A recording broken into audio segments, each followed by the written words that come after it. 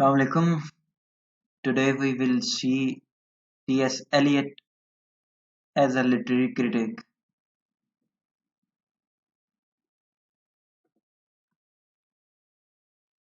So, Eliot is one of the greatest literary critics of all time, and especially English literary criticism, both from the bulk and quality. Bulk means quantity of his essays. He published 500 reviews and articles in different magazines. So, a critic says Eliot made English criticism look different, though not in a simple sense, because in order to understand Eliot, one must have a deep understanding. So Eliot has a great contribution in the criticism of English literature, and he highlights a new, a different angle of the great poets which had been forgotten before his time during past 200 to 300 years.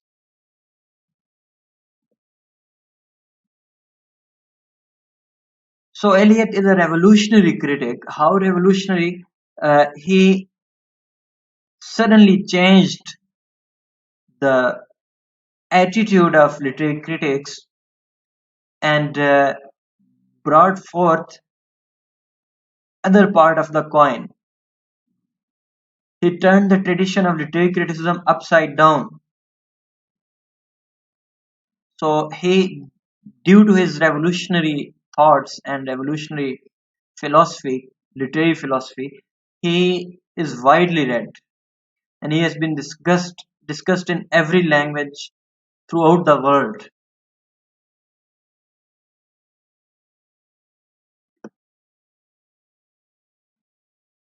So the literary criticism and the philosophy of Eliot offers reaction and reassessment as well. Uh, Basically, reassessment after the reaction. Reassessment means to readjust the hierarchy of English men of letters, mean all the great poets.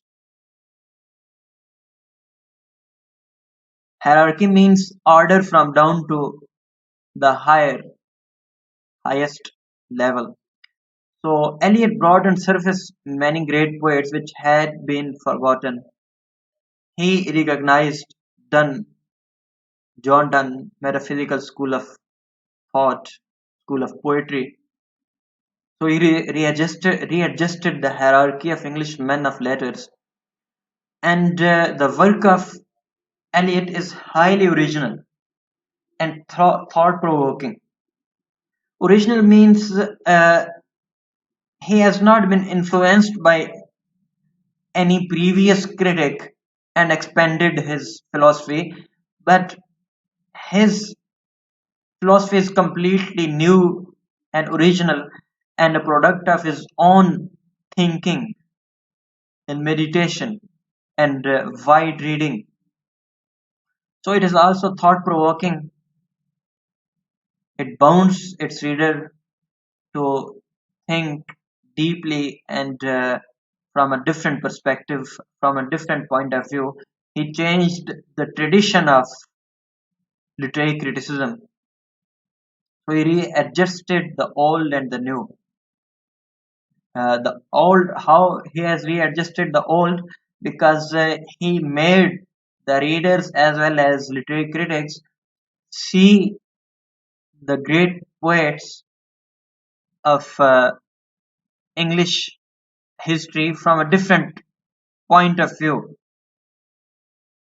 through his philosophy of tradition and individual talent and his theory of impersonality, his theory of unification of sensibility and dissociation of sensibility.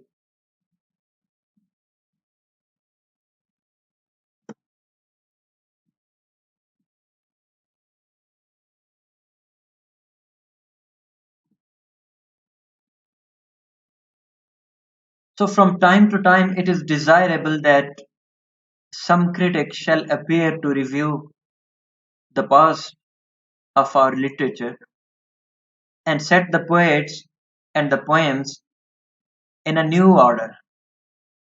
T.S. Eliot says this, and he has proven this statement by his own example. And he says that it is desirable from time to time, every decade or half decade uh, or half century, there must be a thinker who could assess and analyze the tradition and explain it from a different point of view.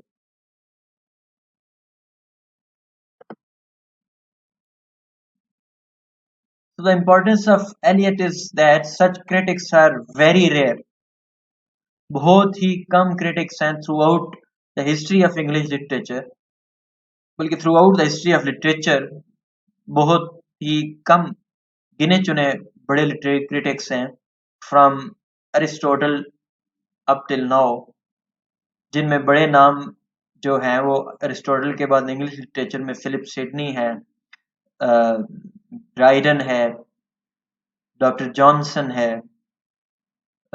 Wordsworth, S T Coleridge, Matthew Arnold, और इन सब के बाद सबसे ज्यादा अहमियत जो है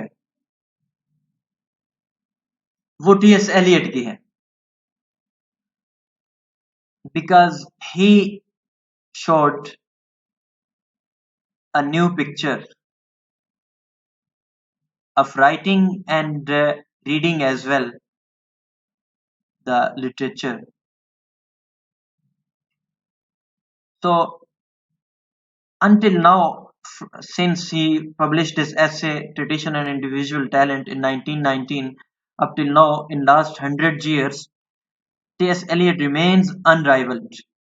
even जो उसके बाद की सारी प्रैक्टिकल क्रिटिसिज्म है, जो मॉडर्न क्रिटिकल थ्योरी है, उसका ओरिजिन जो है वो टी एस एलियट की प्रैक्टिकल उसकी जो एक थ्योरी है उन्हीं के अंदर है. So he brought classicist revival.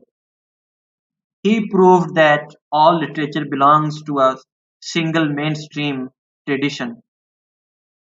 Therefore he initiated practical criticism, not mere abstract ideas or abstract analysis, but he practically scientifically analyzed the poems of different great poets and brought forth a new importance, new significance of their works.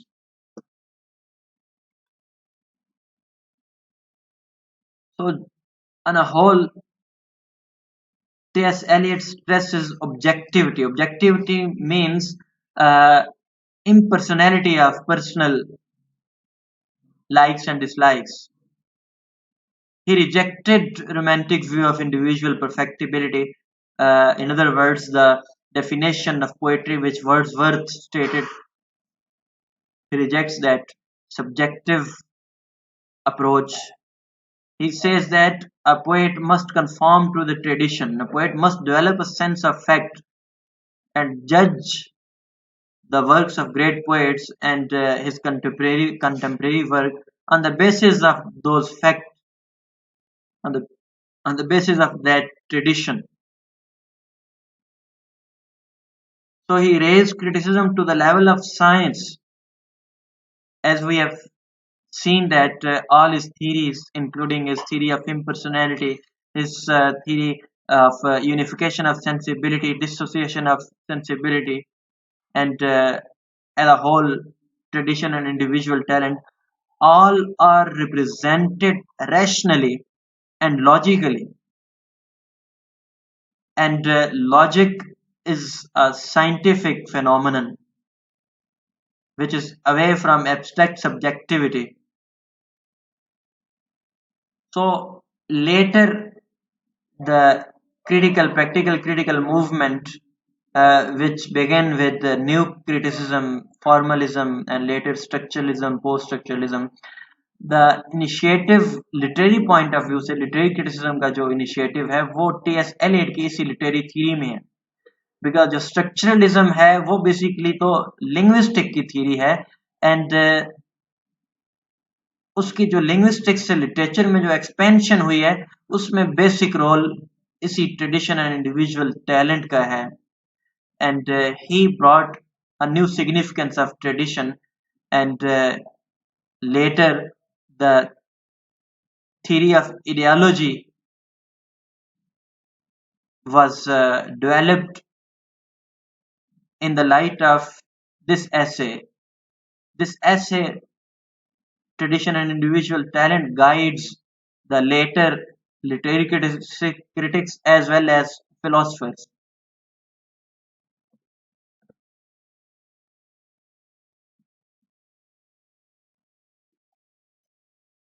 So a critic says that Eliot's theory of impersonality is the greatest theory on the nature of the poetic process after Wordsworth's romantic conception of poetry. तो यहाँ पे importance poetic process की है, even ना सिर्फ poetry as a whole बल्कि Elliott जो poetic process है, the process through which a poet creates his poem and other art, उस प्रोसेस पे भी जो है एलियट डिटेल से साइंटिफिकली एक्सप्लेन करता है.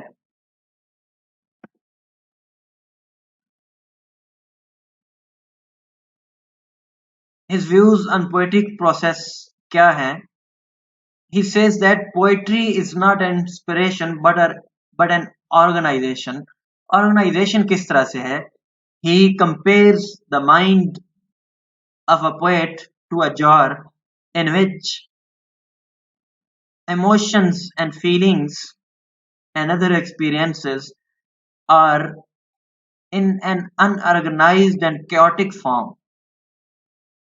It is a well-read and a great poet who organizes those experiences, feelings, and emotions into a new whole.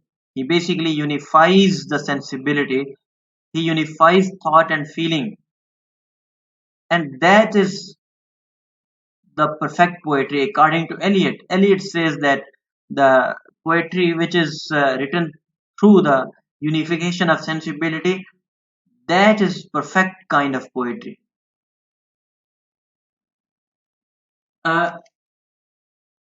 यहाँ पे एक इम्पॉर्टेंट जो पॉइंट है, जैसा कि अरिस्टोटलियन concept of catharsis है, which was later expanded by Philip Sidney, who says that art is meant for education and delight. At the same time, art must delight and educate. यहाँ पे जो ultimate purpose है basically art का, जो कि objection प्लेटो का भी था और प्यूरिटन्स का भी था, कि art does not teach anything. It is mere waste of time. It is mother of lies, particularly literature.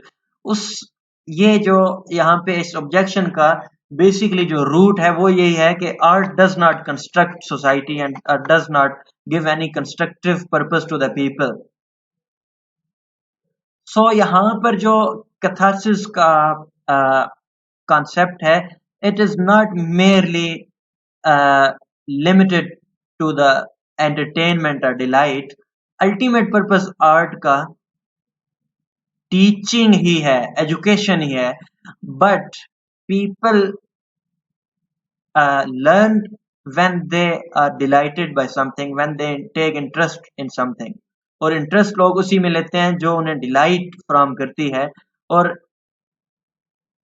there should be something delightful, something sensuous related to the feelings which should provoke the thought of the reader as well, means the unification of sensibility the unification of thought and feeling.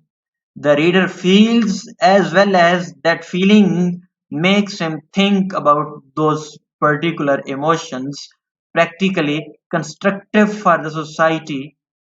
So it is directly related to the literary tradition as a whole, and it is therefore proved that uh, all the great works of art belong to a single mainstream, a single literary tradition.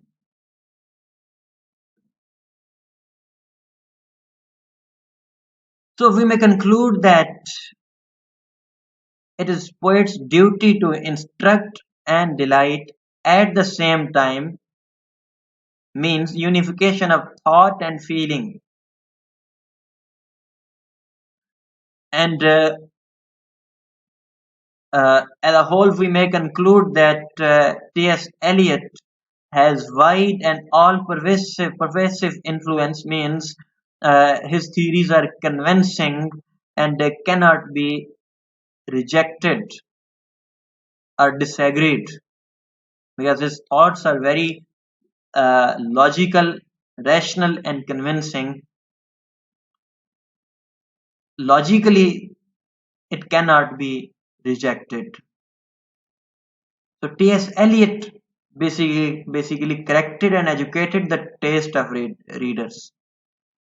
Educated in a sense that they can now read a particular piece of literature with a maturer state of mind, and now they also, how they are corrected, they know what to read and what not, and what to appreciate and what not to appreciate.